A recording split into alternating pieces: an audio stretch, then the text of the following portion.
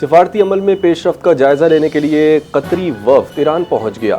ممکنہ معاہدے کو حتمی شکل دینے کے لیے اہم مشاورت۔ قطری وفد کی ایرانی حکام سے ملاقاتیں اور تبادلہ خیال، جاری مذاکرات اور سفارتی کوششوں پر تفصیلی گفتگو۔ قطری وزیر اعظم کے مشیر وفد کی قیادت کر رہے ہیں۔ ممکنہ معاہدے کی راہ ہموار کرنے کے لیے سفارتی سرگرمیاں تیز۔ برطانوی وزیر اعظم کیئر سٹارمر اور امریکی صدر ڈونلڈ ٹرمپ کے درمیان ٹیلی فونک رابطہ، ایران سے متعلق صورتحال اور سفارتی کوششوں پر تبادلہ خیال، دیر پا اور پائیدار امن کو یقینی بنانے پر زور۔ برطانیہ ایران تنازع کے پرامن حل کے لیے تعاون کو تیار، ممکنہ معاہدے کے نفاذ میں عالمی شراکت داری پر اتفاق، خطے میں استحکام کے لیے مشترکہ بین الاقوامی کوششوں کی ضرورت پر زور۔ ایران کے ساتھ معاہدے پر آج دستخط ہوں گے، امریکی صدر ڈونلڈ ٹرمپ کا دعویٰ۔ ایک بیان میں کہا کہ دستخط ہوتے ہی آبنائے ہرمز کھول دی جائے گی، جب سکون ہو جائے گا تو مناسب وقت پر جا کر جوہری مواد کی باقیات حاصل کر لیں گے۔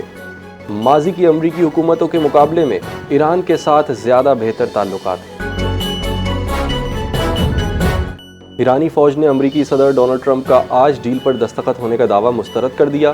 پاسداران انقلاب فورس کی وضاحت، کہا کہ ایرانی مذاکرات کار آج کسی معاہدے پر دستخط نہ کرنے کا بتا چکے ہیں۔ صدر ٹرمپ معاہدے پر دستخط کی تقریب اپنی سالگرہ کی وجہ سے 14 جون کو کرنا چاہتے ہیں۔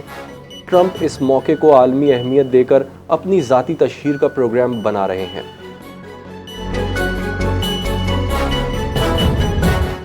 پاکستان اور ترکیہ کے درمیان اعلیٰ سطح پر سفارتی رابطے، وزیر خارجہ اسحاق ڈار اور ترک ہم منصب حاکان فیدان کا ٹیلی فونک رابطہ، خطے کی بدلتی ہوئی صورتحال پر دونوں رہنماؤں میں تبادلہ خیال۔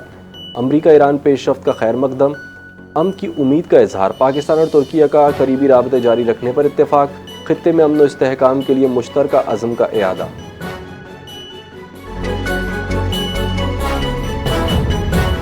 بجٹ میں عوام کو ریلیف دیا گیا، تنخواہ دار طبقے کو سب سے زیادہ سہولت دی گئی۔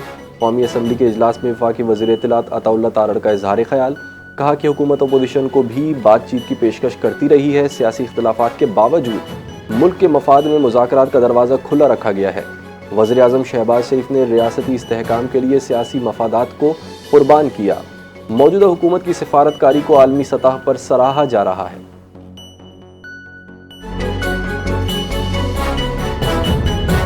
اسلام آباد معاہدے پر دستخط کا قریب آنا تاریخی لمحہ ہے۔ عالمی توجہ پاکستان پر مرکوز ہے، لیکن آزاد کشمیر کی بے چینی ملک کی ساکھ کو نقصان پہنچا رہی ہے۔ چیئرمین پیپلز پارٹی بلاول بھٹو زرداری نے کہا کہ احتجاجی صورتحال دشمن عناصر اور بھارت اسرائیل گٹھ جوڑ کو فائدہ اٹھانے کا موقع دے رہی ہے۔ آزاد کشمیر میں قانون ہاتھ میں لینے والے افراد خود کو حکام کے حوالے کریں۔ سیاسی شکایات کا حل جمہوری، آئینی اور پرامن طریقوں سے نکالا جانا چاہیے۔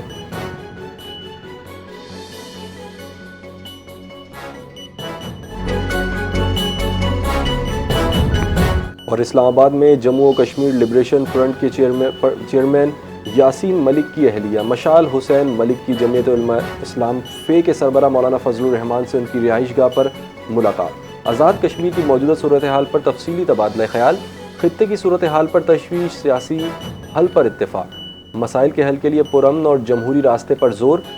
JUI قیادت بھی ملاقات میں شریک، آزاد کشمیر میں استحکام اور سیاسی مکالمے کی ضرورت پر اتفاق۔